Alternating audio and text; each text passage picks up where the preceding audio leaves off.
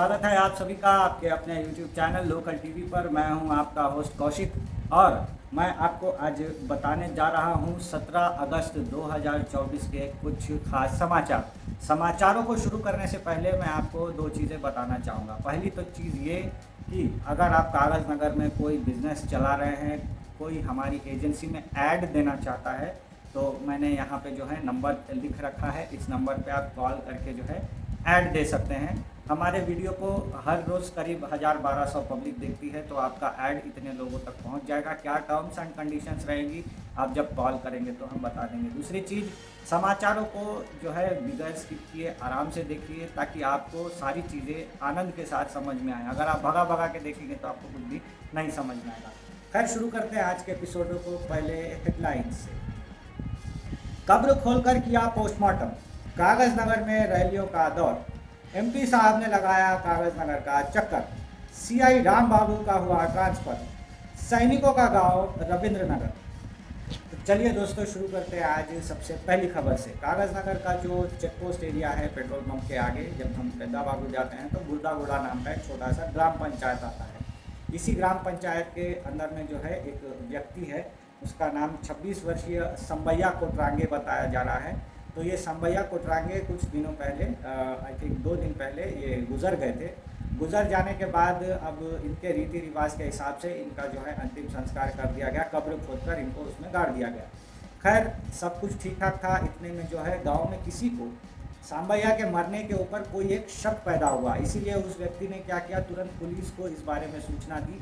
उसने बताया सांबैया की मौत कोई साधारण मौत नहीं है, इसके पीछे ज़रूर कोई साजिश है। ऐसे में पुलिस को इसकी जांच करनी चाहिए। इतने में क्या हुआ, पुलिस अचानक से आ गई, सांबैया के घर में घुस गई, पूछताछ की तो उसको जो है सांबैया की माताजी भीमबाई मिली। भीमबाई से पूछताछ के दौरान भीमबाई ने बताया कि ऐसे ही कुछ बुखार वगैरह की वजह से जो है सांबैया की मौत हो गई है। लेकिन पुलिस, चूँकि अभी उनके पास एक कंप्लेन आई है, इसीलिए पुलिस रुकी नहीं। पुलिस ने क्या किया, तुरंत सांबैया का जो कब्र खोदा गया है उसको जो है पूरा उखाड़ करके सांबैया के शव को पोस्टमार्टम के लिए ले गए।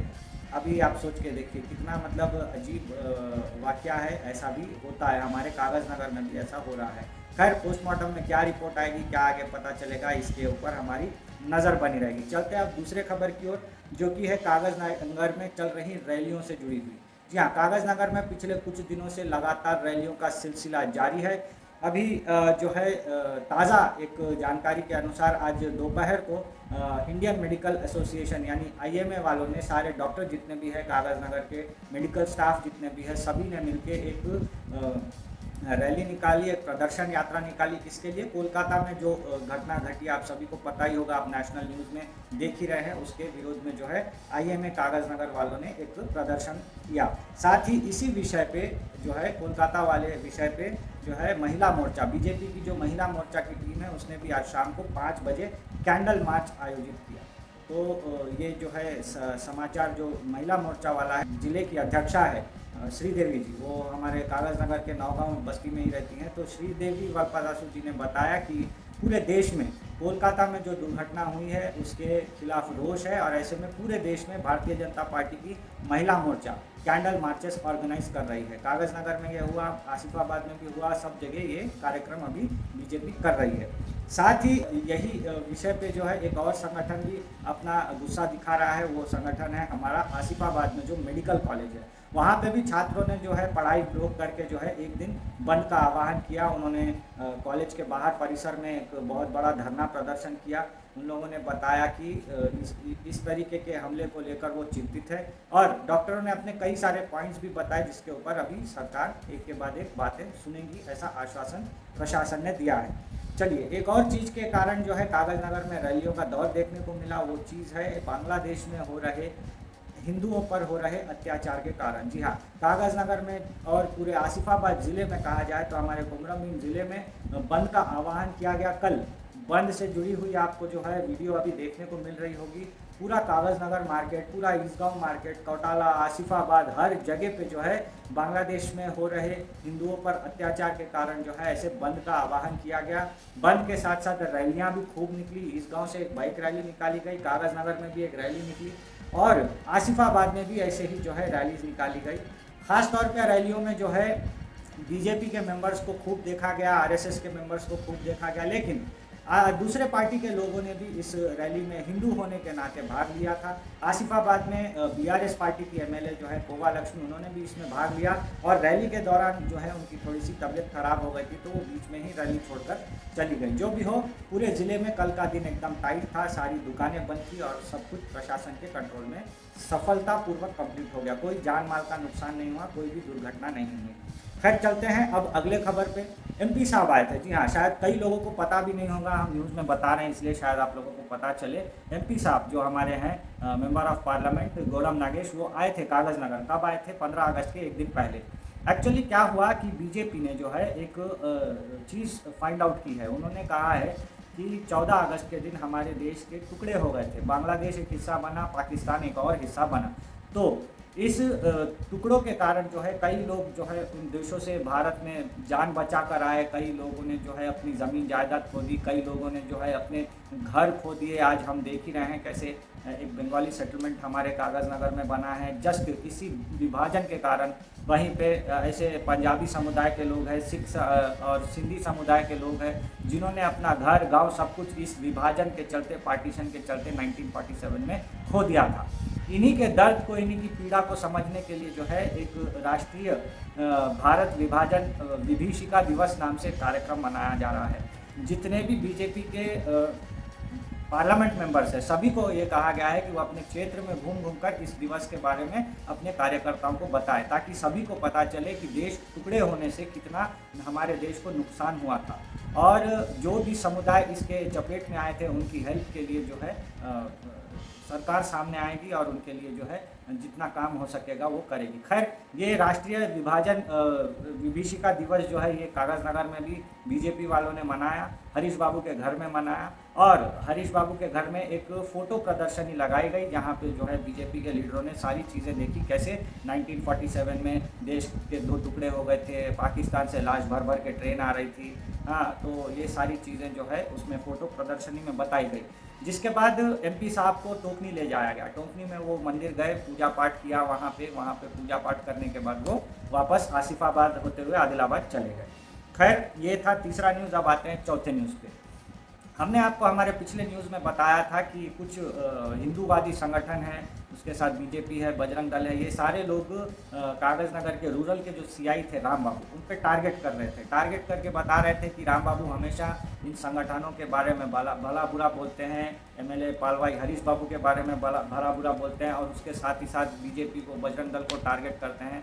इसी वजह से जो है इन संगठनों ने मिलकर जो है राम बाबू जी के ऊपर केस कर दिया था हमारे डिस्ट्रिक्ट मजिस्ट्रेट यानी कलेक्टर साहब के पास। तो वहाँ पे क्या हुआ, एक्शन देखने को मिला। सीआई राम बाबू का कागज़ नगर से ट्रांसफ़र हो गया है। जी हाँ दोस्तों, ये ट्रांसफ़र ऑर्डर की कॉपी आप देख सकते हैं। ट्रांसफ़र हो गया, उनको हैदराबाद आईजीपी ऑफिस में भिजा दिया गया है और उनकी जगह पे जो है के श्रीनिवास राव अभी नए सीआई बनेंगे हमारे कागज़ नगर रूरल के। इससे क्या होगा, हमारा जितना भी रूरल इलाका है कागज़ नगर का, यहाँ से कागज़ नगर से अंकुशापुर से शुरू करके एकदम कड़ाम्बा तक और वहाँ रासपल्ली तक सब जगह पे जो है एक नया पुलिस एडमिनिस्ट्रेशन देखने को मिलेगा। खैर, के श्रीनिवास राव जी के बारे में बताऊं तो ये रामगुंडम के कमिश्नर ऑफिस में बैठते थे, अभी इनको जो है कागज़ नगर में पोस्टिंग दे दी गई है। साथ ही साथ एक और खबर ये भी सुनने को मिली है कि सिरपुर टाउन में भी नए सब इंस्पेक्टर की बहाली कर दी गई है। तो ये थे पुलिस से जुड़े हुए समाचार। अभी आते हैं आज की आखिरी और बड़ी इंटरेस्टिंग समाचार पे दोस्तों। हम न्यूज़पेपर से भी कुछ ना कुछ आर्टिकल्स आपको हमेशा दिखाते रहते हैं।